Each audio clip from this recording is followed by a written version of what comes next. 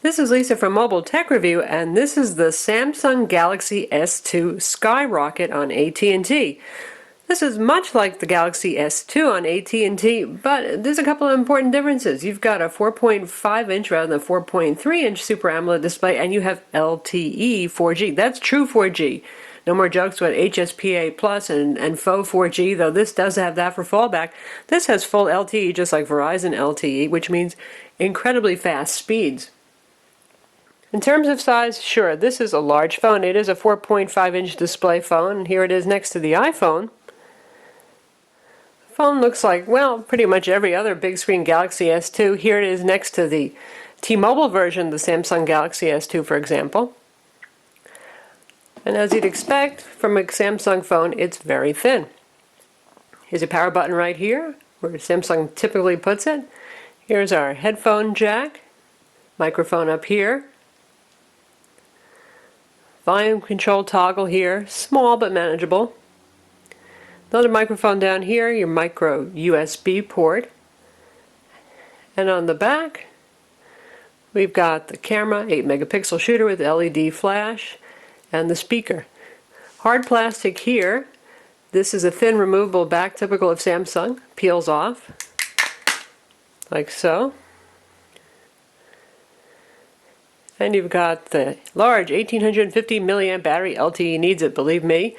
Micro SD card slot not included because the phone has 16 gigs of internal storage, and your SIM card. In terms of software, you've got the usual Samsung TouchWiz look here on the desktop with their widgets for social networking and other stuff, and you've got their applications. You've got Keys Air for file transfer over Wi-Fi. You've got their mini diary, their notes application, and their own video player. A lot of folks were worried about the change of CPU.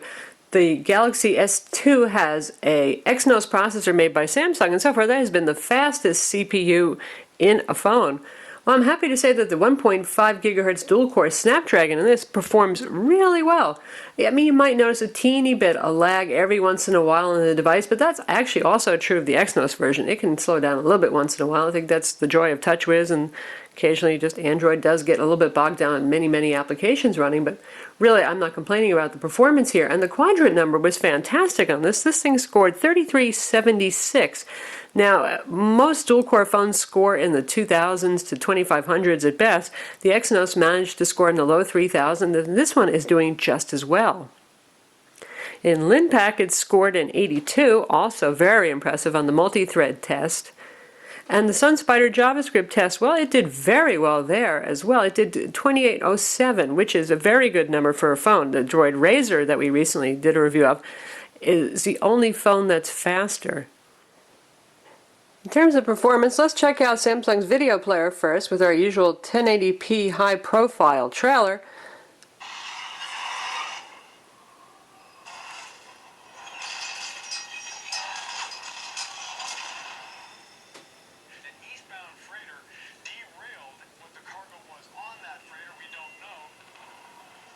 Perfectly smooth, absolutely no problem. Frames are good. Should note that the phone, is typical of Samsung, does not have an HDMI out port. Instead, it uses MHL to get out HDMI, or you can use DLNA, which is included to stream to your smart TV or what have you. How about Adobe Flash? Here we are in the web browser, and we've got one of our video reviews up of the Droid Razr. We'll give that a go.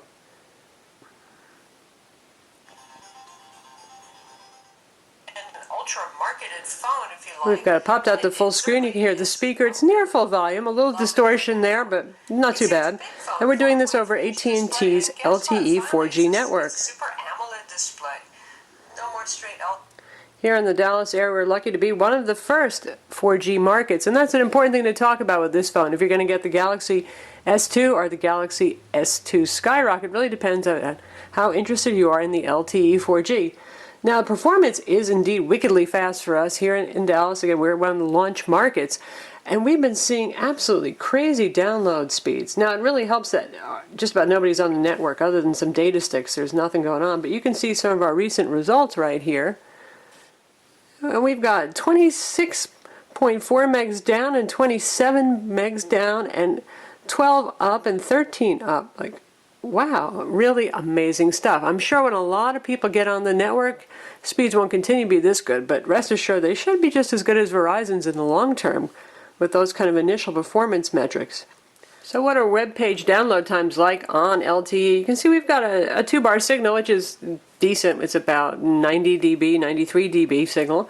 We're on the New York Times mobile homepage, which is what we get by default. And let's try going to the full version of the site and see how quickly it can load. Now it's going to load everything, including Adobe Flash, obviously.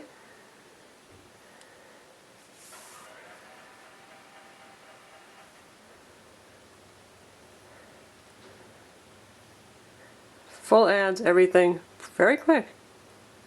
It's like using Wi-Fi, and a very good Wi-Fi connection at that, not some mediocre public hotspot type connection. We want to play an embedded video.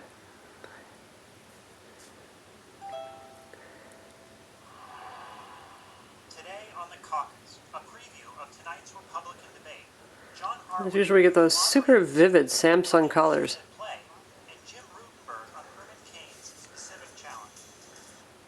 Definitely fast. How about loading our own site, which is a full site, not a mobile site? By the way, you can see we've got the usual swipe keyboard here.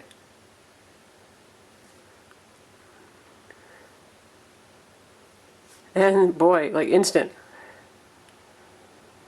Very nice. And very, very fluid pinch zoom. And how fast are download speeds? We're going to try downloading this game. It's 21.21 megs.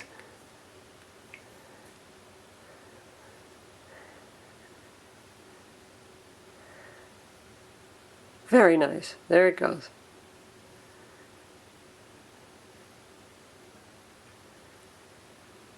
And we're done. And that was less than a minute. Even HSPA Plus on AT&T is pretty darn fast, and honestly, the difference between, say, 5 megs down and 27, if you're just surfing the web, you're really not going to notice the difference so much. But where it really counts is if you're going to use this as a mobile hotspot, and AT&T does offer that feature for additional monthly fee or with higher data plans.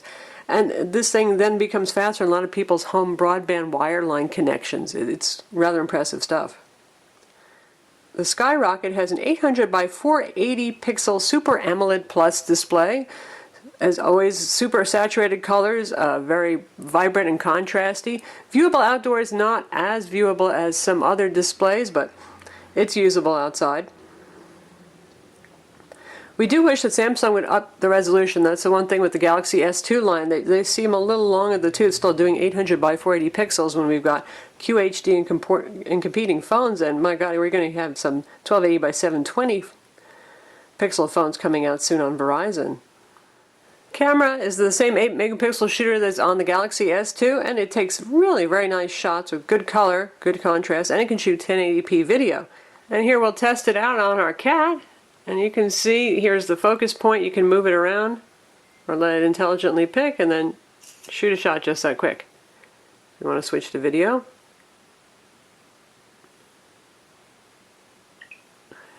And video is a much closer up view of the cat.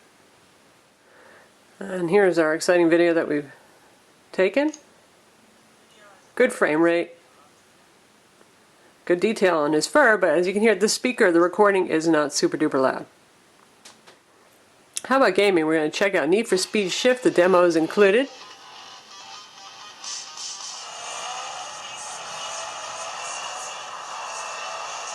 Plays perfectly fine, very smooth. Again, it's a very fast performing CPU. I'm not lamenting the loss of the Exynos right now. The Skyrocket has settings for motion control. You know, you can pan and you can do things by tilting the phone around if you like that feature. And we've got some display settings here. We don't have the color calibration settings. Some of them have vivid and cinematic as options, that kind of thing. This one, if you hit screen and display, you just get your font style, your wallpaper, your clock position. You can control your screen time app brightness, and the touch key light duration down here, you can set it for a maximum of 6 seconds. And we've got gyroscope calibration. Of course, this is a gyroscope. It has an ambient light sensor, and obviously has the accelerometer that handles switching between portrait and landscape modes automatically when you turn the phone. AT&T and Samsung bundle Quick Lite. You can also use Skype, and there's also Google Talk as well for video and voice chat. Got Google Maps and navigation on board, and there's AT&T Navigator for you folks who don't like Google Maps. Don't know why you wouldn't, but hey. Got the full version of Quick Office here.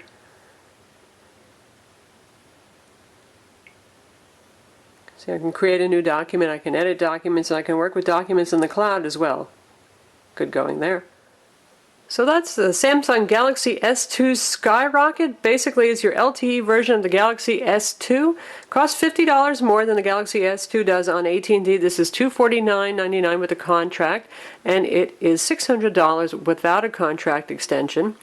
If you are in an LTE coverage area, or will soon be, because not many folks in America are in an LTE coverage area for AT&T at the moment, but if you're in one of those cities that's lined up, definitely worth taking a look at this phone. The only drawback is going to be battery life. LTE does consume a lot of power. Now, our Verizon LTE phones have typically had trouble making it through the day, often with heavy use, and this guy has been a bit better. We have actually made it through the day with this phone with moderate use. The 1850 milliamp battery does help, and that really shows up the Vivid that has a 1610 milliamp battery. That's the other LTE phone that's available on AT&T right now. It's made by HTC. This guy so far is doing better than my Verizon phones. I don't know what AT&T has done with the optimization for their network there, but power consumption is more than 3G or 4G HSPA+, but it's not a backbreaker. Of course, you can also get a spare battery for this phone and just pop it in the back. Take that, Droid Razor. I'm Lisa from Mobile Tech Review. Visit our website to read the full review of the Samsung Galaxy S II Skyrocket on AT&T.